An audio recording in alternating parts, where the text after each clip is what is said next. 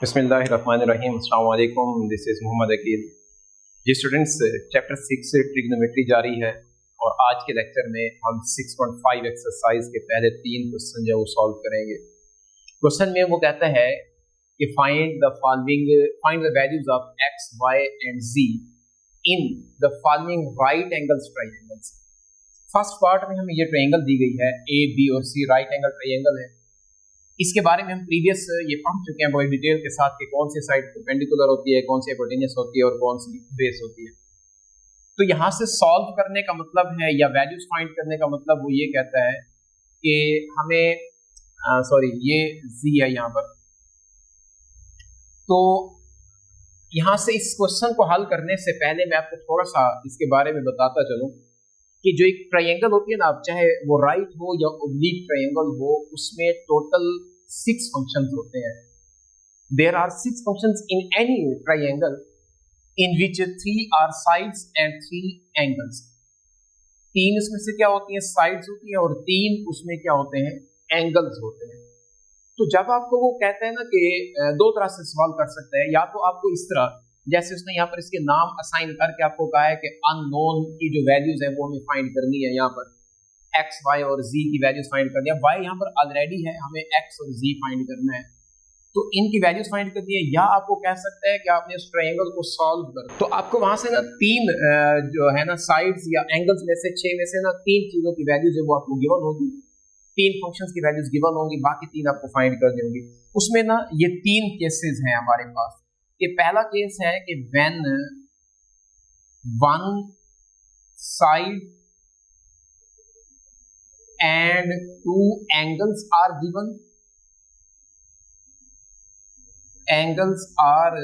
Given, यानी कि हमें कुछ क्वेश्चन ऐसे होंगे जिसमें एक साइड और 2 एंगल्स गिवन होंगे, तो बाकी क्या रह गए, 2 साइड और 1 एंगल जो वो हमें फाइंड करना होगा।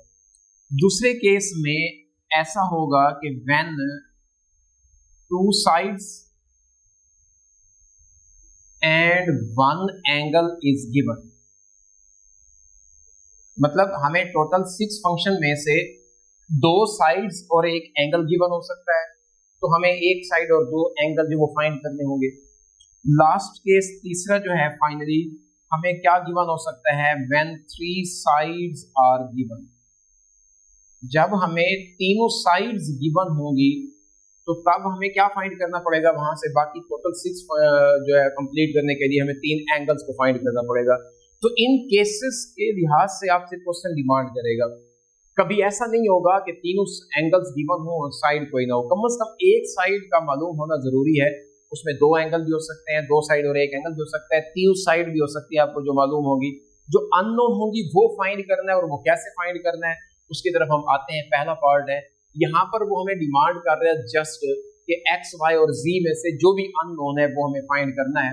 अब यहाँ से वाई हमें मालूम है, और अगर देखें जो मैंने आपको यहाँ पर ये 2 केसेस 3 बताए हैं, उनमें से यहाँ पर पहला केस है कि जब आपको एक साइड गिवन है, यहाँ पर देखें वाई की वैल्यू मतलब ए बी साइड में गिवन है वो 4 सेंटीमीटर है, और 2 एंगल्स गिवन है, एक अक्यूट एंगल और एक राइट एंगल जो 90 का है बी के ऊपर, ये हमें गिवन है। तो हमें अगर वो कहता ना कि पूरी ट्रायंगल को सॉल्व करें, तो इसका मतलब है कि हमें इस एंगल 2 के अलावा एक थर्ड एंगल सी भी फाइंड करना होता, लेकिन यहाँ पर उसने हमें बाउंड कर दिया कि सिर्फ और सिर्फ एक्स, वाई, जी में से जो अननोन है ना वो हमें फाइंड करने हैं। तो वाई ऑलरेडी मालूम है, एक्स और जी हमें फाइंड करना है। तो in right angle A B C जो गिवन है, यहाँ पर हमें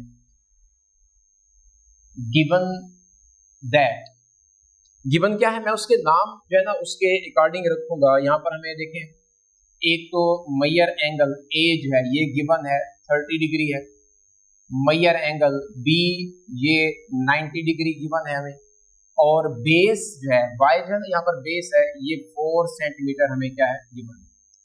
और हमें फाइंड क्या करना है, वी हैव टू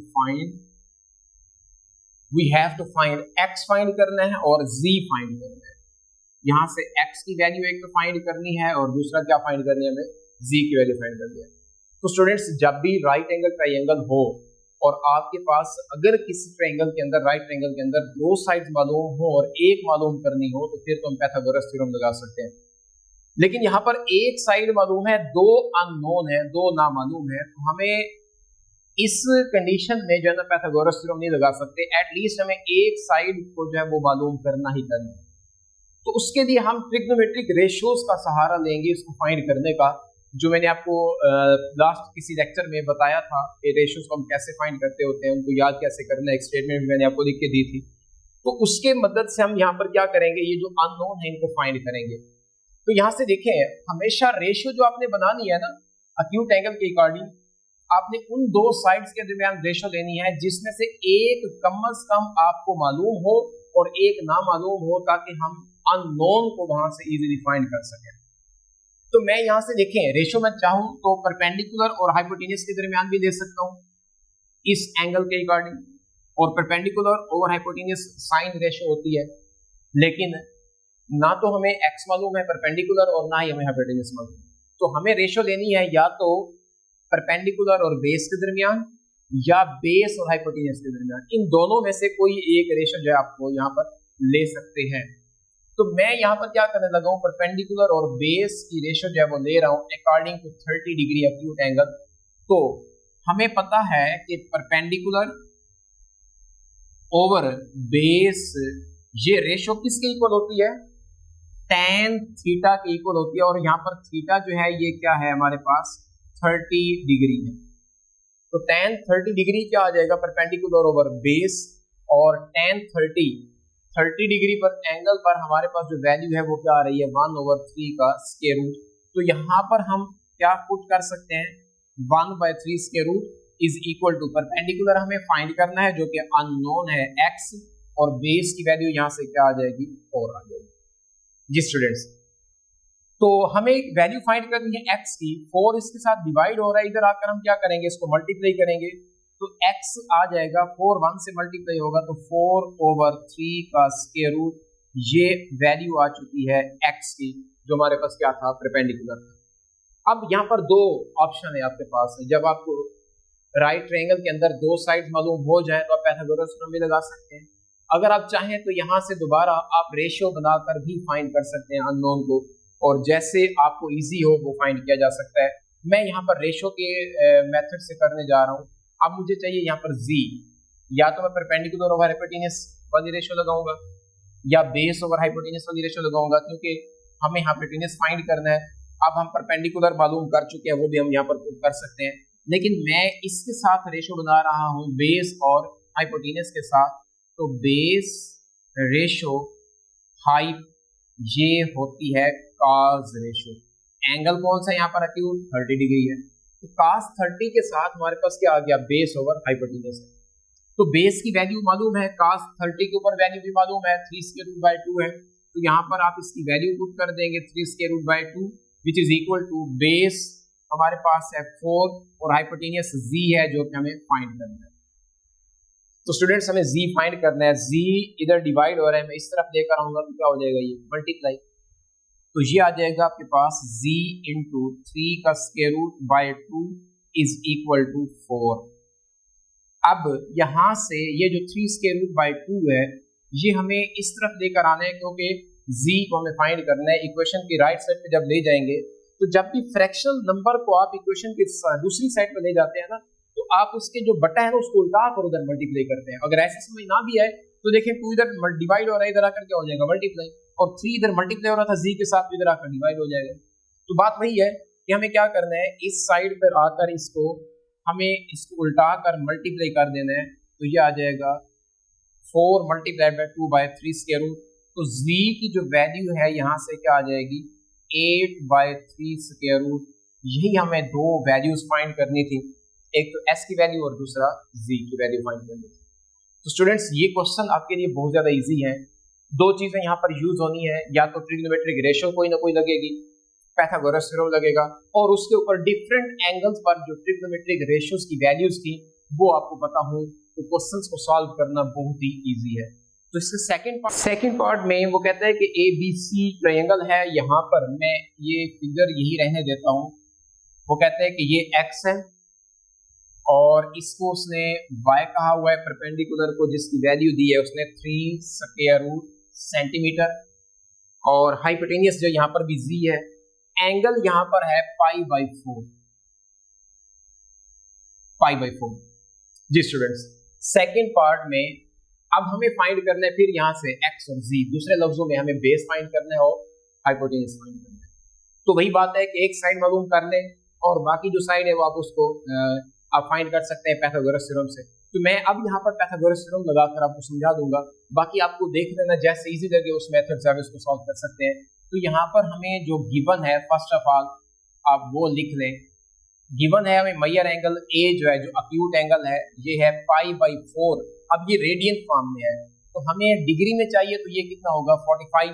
आप इसको चेंज करना चाहें तो हमने फर्स्ट एक्सरसाइज में इसको किया था कि जब हमें रेडियन से डिग्री में कन्वर्ट करना हो तो 180/π से मल्टीप्लाई करते हैं, जब इसको सिंप्लीफाई करते हैं तो हमारे पास 45 डिग्री आ जाता है।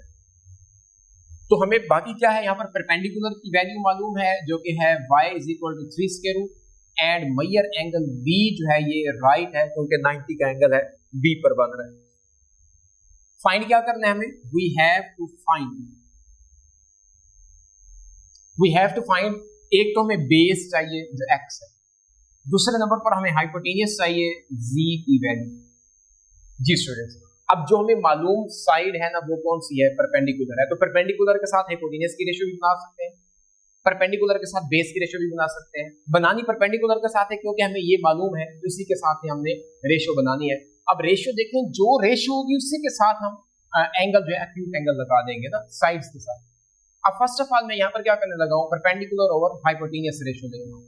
तो परपेंडिकुलर ओवर हाइपोटेन्यूज ये मैं जानबूझ के पहले ये लिख रहा हूँ ताकि आपको ये पता हो कि ये रेशियो किसके इक्वल होती है। जी स्टूडेंट्स, परपेंडिकुलर ओवर हाइपोटेन्यूज होती है साइन रेशियो, और साइन यहाँ पर एंगल कौन सा आ रहा है हमारे पास 45 डिग्री, और साइन 45 डिग्री पर होती है वैल्यू 1/2 स्क्वायर रूट। तो ये आपको ज़बानी मालूम होनी चाहिए। जब आप प्रैक्टिस करेंगे, मैंने आपको 3 मेथड भी बताए थे ट्रिक्स इसकी याद करने की, तो इजीली आप लोग इसको याद रख सकते हैं। परपेंडिकुलर हमें दिया हुआ है 3 का स्क्वायर रूट और हाइट हमें फाइंड करना है जो कि क्या यहाँ पर z है। तो स्टूडेंट्स देखें, हमें z फाइंड करना है, इधर डिनोमिनेटर में है, इसको न्यूमरेटर में ले आना है, और ये 2 स्क्वायर रूट इधर डिवाइड हो रहा है, इसकी तरफ आकर मल्टीप्लाई होगा तो ये कुछ ऐसे बन जाएगा z1। इसको दूसरे लफ्जों में क्रॉस मल्टीप्लिकेशन भी कह सकते हैं कि z1 से मल्टीप्लाई होगा और 2 स्क्वायर रूट 3 स्क्वायर रूट से मल्टीप्लाई हो जाएगा।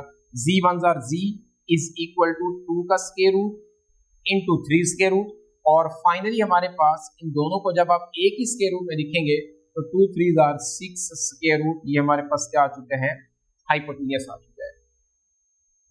अब हमें क्या फाइंड करना है, यहाँ पर बेस फाइंड करना है, और मैंने आपको कहा कि मैं इस क्वेश्चन को पाइथागोरस थ्योरम के साथ हल कर रहा हूँ। तो यहाँ पर हम लगाते हैं बाय पाइथागोरस थ्योरम।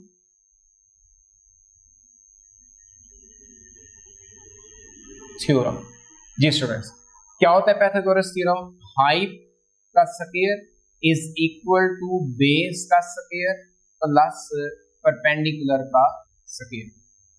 अब हम हाइट फाइंड कर चुके हैं जो कि क्या है 6 स्क्वायर रूट का square is equal to base हमें फाइंड करना है, तो x स्क्वायर ये एज इट इज आ जाएगा, और परपेंडिकुलर की वैल्यू क्या है हमारे पास प्लस 3 स्क्वायर रूट का स्क्वायर।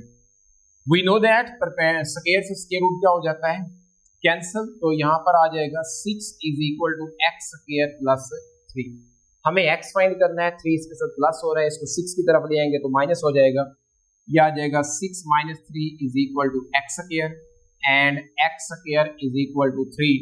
तो हम यहाँ पर क्या करेंगे, जब स्क्वायर रूट लेंगे बोथ साइड पर अगले स्टेप में, तो स्क्वायर रूट लेने पर यहाँ से स्क्वायर रूट क्या हो जाएगा, कैंसिल हो जाएगा, और x की वैल्यू यहाँ से क्या आ चुकी है 3 का स्क्वायर रूट। तो स्टूडेंट्स अब देखें यहाँ पर एक और बात, हमारा आंसर जब आ चुका है, मैं आपको यहाँ पर एक और बात बताता चलूँ। हमें यही से पता चल गया था कि जब एक एंगल 45 डिग्री का है तो दूसरा भी 45 का होगा। तो मैंने आपको पिछले लेक्चर में बताया था, जब मैंने ट्रिग्नोमेट्रिक रेशियोज की वैल्यूज को फाइंड करना समझाया था, तो आइसोसेल राइट एंगल ट्रायंगल क्या होती है, आइसोसेल ट्रायंगल ऐसी होती है जिसकी 2 साइड इक्वल होती है और उससे बनने वाले दोनों एंगल्स भी आपस में इक्वल होते हैं। जब ये 45 है तो ये भी 45 है। अब ये 3 स्क्वायर रूट साइड थी तो इसको भी 3 स्क्वायर रूट ही आना था, लेकिन हमने इसको बाकायदा फाइंड किया है तो वाकई वो 3 स्क्वायर रूट ही आया है। तो स्टूडेंट्स देखिए, इस क्वेश्चन में मैंने पाइथागोरस थ्योरम लगाया है थर्ड साइड फाइंड करने के लिए, और प्रीवियस क्वेश्चन में हमने इसको फाइंड किया है रेशियोज के साथ। आपको जैसे इजी लगता है आप इसको फाइंड कर सकते हैं।